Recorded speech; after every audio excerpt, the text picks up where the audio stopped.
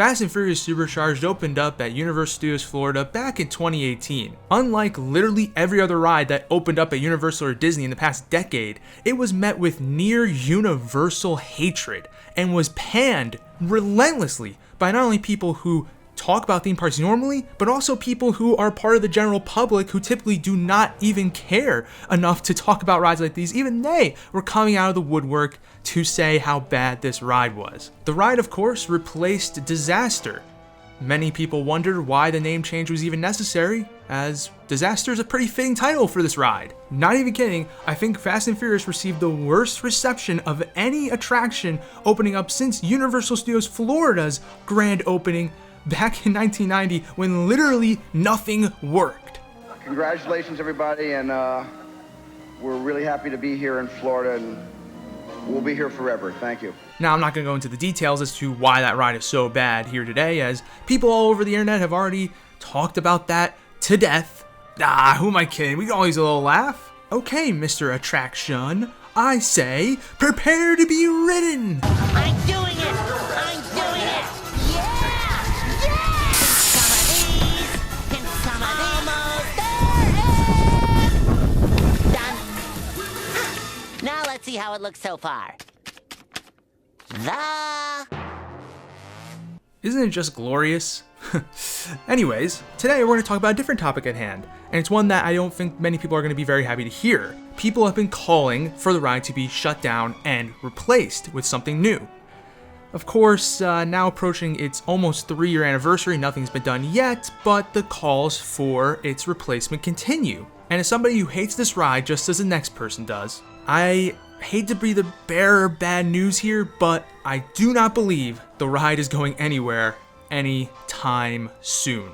Now, there are a few reasons for this. As I mentioned earlier, the ride is just approaching its 3-year anniversary. It's still a very new ride. There are going to be a lot of people who visit Universal in the next 10 years who still have never ridden this attraction, and it's still going to be a new experience for them. So even though this ride isn't going to get many re-riders, it's still going to get plenty new riders over the next decade. On top of this, since it's based on one of Universal's most popular franchises in the Fast and the Furious, it's pretty safe to say that it's going to be a major draw for people to come out to the park in the first place, as they might be interested in riding a ride based on that property. And if you don't think this is going to be the case, just look at the wait times right now. I know the ride has terrible capacity, but people are still riding this thing. It's very evident by that. And you know, like I said, I don't think many of those people are re-riders. There's a lot of people though who still have not experienced this thing. So, I mean, even for that reason alone, I don't see it going anywhere. But wait, there's more.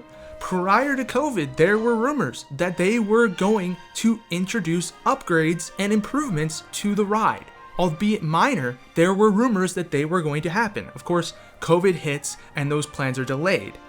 So, obviously we don't know if those rumors were valid or not, but if they were, that's certainly a very good sign that this ride was going to stay and that they were going to turn to a different route, which would be to improve and overhaul it.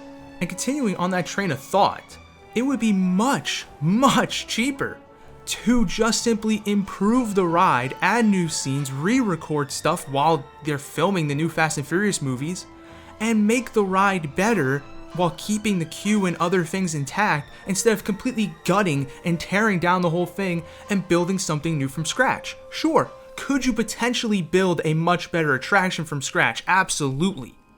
But it would cost a whole lot more money and would erase a lot of the money that you dumped into the original attraction. Speaking of the original attraction, let's think about where this decision came from to even build this ride in the park. That's right, it came from the top, Comcast. At least that's what I believe, since I think this was part of an initiative by Comcast to get more Universal and NBC owned properties into the park. 1, to cut down on licensing costs, and 2, to just build more synergy between the parks and their studio as well as their TV networks. And I think it's a smart business strategy to build that synergy, as will lead to more promotion of your own brands as opposed to brands from other studios. And of course, the first push in this project was Jimmy Fallon. A lot of people questioned that decision to make a ride after The Tonight Show and Jimmy Fallon. Like, how do you pull that off? And it was really like, honestly, when that was first announced, like, that got so much hate, and it still gets hate today. But honestly, riding that ride, they actually had a pretty good vision in mind, and they were able to make something pretty good. When it comes to Fast and Furious, they simply plucked a piece of the studio tram tour over in Hollywood and made it its own ride. Now, of course, this worked with Kong Skull Island, even though a lot of people have complaints about that ride as well. That ride added substantially more action scenes and built up a better plot around the ride. On top of this, of course, has the great animatronic at the end of the ride that pays homage to the original King Kong attraction that was originally in Universal Studios Florida. However, with Fast and Furious, the scenes they added are terrible and don't add anything to the experience. They're not action scenes. They don't advance the plot. They're really bad. But that, of course, brings me to the point that we're in this situation because of Comcast's decision. They wanted to bring a Fast and Furious ride to the park as it's one of their most popular franchises, rakes in $1 billion per movie. I mean, even the spin-off movie, Hobbs and Shaw, a spin-off movie, made just $100 million less than the main series movies do. That's how popular this series is.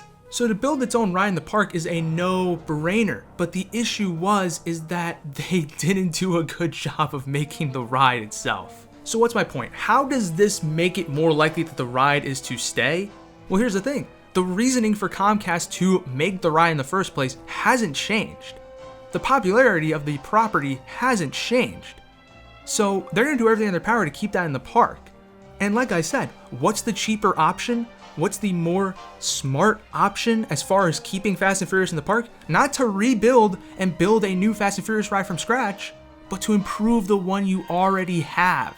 And if the rumors of improvement prior to COVID are true, then that means that they believe that this ride certainly has the possibility to come back and it's not at the stage where it's beyond being saved. They can absolutely still salvage what they have here. Film new scenes, get rid of these dark hallways that have nothing going on with them, rely less on the screens on the actual truck, add more action scenes, and please, build out your plot better. If you simply do at least a few of these things, the ride goes from being something that is terrible to something that is at least decent enough that people will want to visit it on each of their trips.